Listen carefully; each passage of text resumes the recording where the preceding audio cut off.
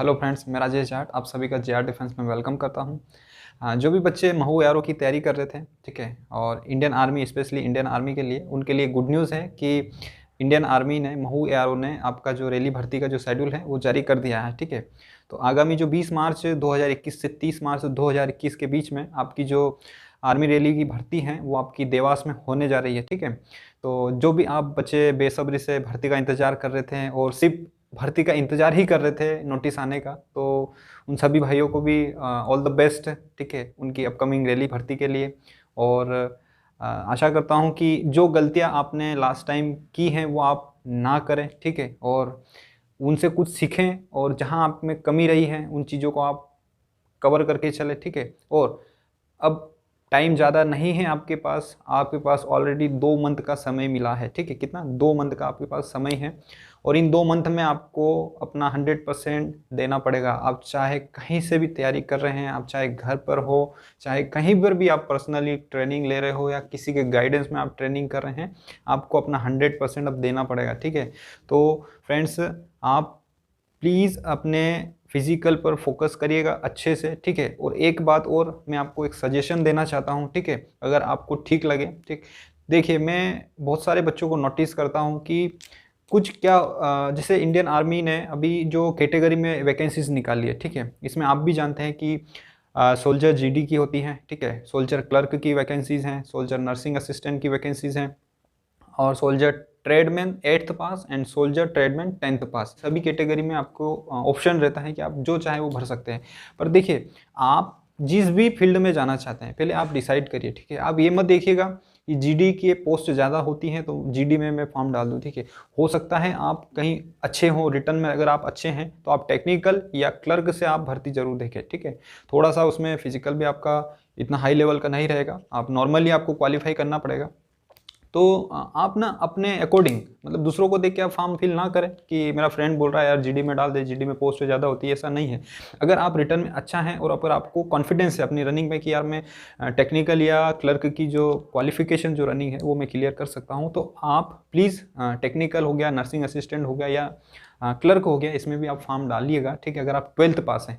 और मैं आपको थोड़ा सा ओवरव्यू बता देता हूँ कि आपका क्या क्या आपको क्राइटेरिया चाहिएगा, क्या एज क्राइटेरिया है अभी। ठीक है, जो बच्चे जिनको पता नहीं है, जिनको पता है उनको तो कोई इशू नहीं है, बट जिनको पता नहीं है, जो पहली बार देख रहे हैं और अगर वो चाहते हैं कि मैं किस फील्ड में फॉर्म भरूँ, किस कैटेगरी में फॉर्म भरूँ, तो आपको मैं ये सजेस्ट करूँगा कि आप अगर रिटर्न में अच्छा हैं और अगर आपका फिजिकल थोड़ा अच्छा है और अगर आप कॉन्फिडेंस है अपने ऊपर कि मैं 2 महीने में अपना फिजिकल कंप्लीट कर लूँगा, ठीक है, इतना जितना उनको रिक्वायरमेंट है, तो आप अच्छी ट्रेड से फॉर्म भरिएगा। जैसे टेक्निकल हो गया, क्लर्क हो गया, नर्सिंग असिस्टेंट हो गया, उसमें आपके चांसेस बढ़ेंगे। ठीक है, आप ये मत देखिएगा कि यार इसमें पोस्ट कम होती हैं और रिटर्न का जो लेवल है वो हाई जाएगा, ऐसा कुछ भी नहीं है, बराबर चीज़ें हैं। ठीक है, अगर आप इधर जीडी में फॉर्म डालते हैं तो वहाँ पर आपको टाइमिंग बहुत एक्सीलेंट मानना पड़ेगी।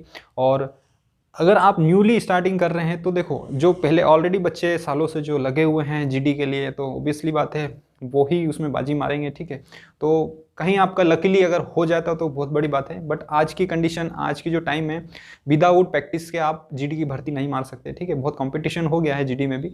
तो आप अपने आप को पहले जज करिएगा कि यार मैं किस ट्रेड में फॉर्म डालूं। ठीक है, इसमें बहुत सारे बच्चे कंफ्यूज होते हैं, तो आपको मैं यही सजेस्ट करूंगा कि आप अपने आप से पूछिएगा और अपने आप पे भरोसा करिएगा। ठीक है, फिर जाके आप फॉर्म डालिएगा। ठीक है, किसी के कहने पर फॉर्म फिल ना करें। अगर आपको क्लर्क और ट्रेडमैन और नर्सिंग असिस्टेंट में अगर आपको रिटर्न में कॉन्फिडेंस है तो आप फॉर्म डालिएगा और हल्का हल्का आप स्टार्ट कर दीजिएगा। इतना लेवल नहीं आता है कि आप रिटर्न क्लियर नहीं कर सकते। ठीक है, मैं कुछ थोड़ा सा ओवरव्यू आपको बता देता हूँ। जो जीडी की जो कैटेगरी है उसमें आपका जो एज क्राइटेरिया है वो 17.5 से 21 साल तक रहेगा। और जो डेट काउंट किया है उन्होंने 1 अक्टूबर 1999 से 1 अप्रैल 2003 के बीच में आपकी डेट ऑफ बर्थ होना चाहिए। ठीक है, और अगर ऐसा देखें अपन एज, ओवरऑल एज, तो 17.5 से 21 साल जीडी के लिए ये आपकी एज रहेगी। ठीक है, एजुकेशन क्वालिफिकेशन आपका 10th रहेगा मिनिमम और 45% मार्क्स आपका एग्रीगेट होना चाहिए। और हाँ, आपको ग्रेस नहीं होना चाहिए 10th में। ठीक है, और 33% मार्क्स आपके मिनिमम होना चाहिए। ठीक है, विदाउट ग्रेस। ओके, ये हो गया आपका जीडी का।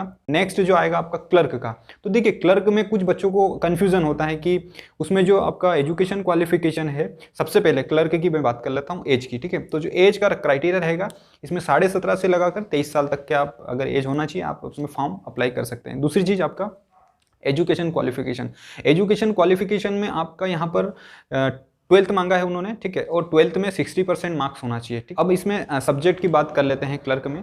क्लर्क में फ्रेंड्स आपका जो स्ट्रीम है, मतलब या आप अगर साइंस स्ट्रीम से हैं और अगर आप आर्ट्स से हैं और कॉमर्स से हैं तो आप फॉर्म फिल कर सकते हैं, ठीक है। बट इसमें एक कंडीशन है आर्ट्स और कॉमर्स वाले स्टूडेंट्स के लिए, ठीक है। जो आर्ट्स और कॉमर्स वाले स्टूडेंट है, अगर उनका 12th में अगर आपका बुक कीपिंग या अकाउंट्स, इनमें से एक सब्जेक्ट कोई भी आपका होना चाहिए, कंपलसरी है, ठीक है, नहीं तो आप फॉर्म डाल नहीं पाएंगे। अगर आपका प्लेन कॉमर्स और प्लेन आर्ट्स हुआ तो आप फॉर्म फिल नहीं कर सकते क्लर्क का, ठीक है। और नेक्स्ट टेक्निकल का तो आपको 12th पास होना चाहिए। एज जो है आपकी 17.5 से 23 साल तक है। और हाँ, इसमें जो स्ट्रीम है, मतलब जो स्ट्रीम मांगी है 12th में, वो साइंस होना चाहिए। मतलब आपकी जो सब्जेक्ट हैं वो फिजिक्स, केमिस्ट्री और मैथ्स आपके कंपलसरी होंगे, तभी आप इसमें फॉर्म डाल सकते हैं। और मिनिमम जो परसेंटेज क्राइटेरिया इनका, इसका ओवरऑल एग्रीगेट 50% है और हर सब्जेक्ट में 40% मार्क्स होना चाहिए, ठीक है। अब नेक्स्ट है कैटेगरी अपना नर्सिंग असिस्टेंट। तो नर्सिंग असिस्टेंट की जो एज क्वालिफिकेशन वो तो सेम रहेगी, 17.5 से लगा कर 23 साल। इसका जो एजुकेशन क्वालिफिकेशन है वो 12th पास होना चाहिए और जो आपका स्ट्रीम है वो आपकी होना चाहिए साइंस। बट साइंस में आपका फिजिक्स, ठीक है, और केमिस्ट्री और बायोलॉजी होना चाहिए, ठीक है। इसमें आपका बायोलॉजी होगा तभी आप इसमें फॉर्म अप्लाई कर सकते हैं। तो फ्रेंड्स, ये कुछ बेसिक जानकारी थी जो मैंने आपको बताई, ठीक है। और wish you all the best for upcoming recruitment rally, ठीक है। और अच्छे से मेहनत करें, अच्छे से पूरे जोश से, जुनून से भर्ती देखें और तैयारी करें, ज़्यादा सोचें नहीं, ठीक है, क्योंकि आपके सामने बहुत अच्छी अपॉर्चुनिटी आई है, ठीक है। इस अपना कोरोना की वजह से ऐसा ही निकल गया और सभी के लिए देखिए जो 2020 जो था वो निकल चुका है। अब हमारा जो अपकमिंग नेक्स्ट ईयर है 2021, एक उम्मीद का ईयर है और इस उम्मीद से इस नए साल में आपको भर्ती भी मिल रही है दोस्तों। तो पूरी जी जान लगा देना और पूरे 100% ईमानदारी से मेहनत करना, आपको सफलता जरूर मिलेगी, ठीक है।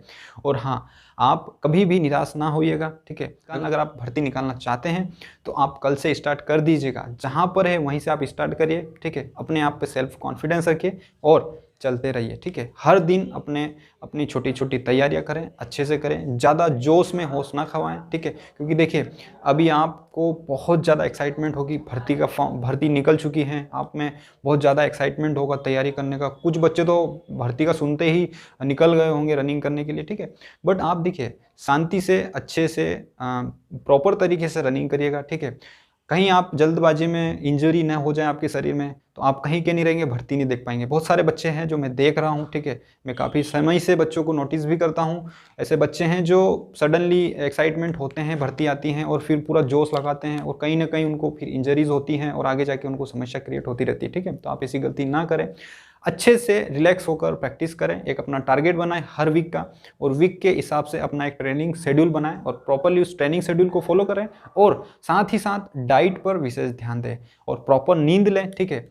और डाइट अच्छी होना चाहिए आपकी पूरी, ठीक है। कार्बोहाइड्रेट, प्रोटीन, आपका जितनी अच्छी डाइट होगी ना आप उतना अच्छा परफॉर्मेंस दे पाएंगे, ठीक है।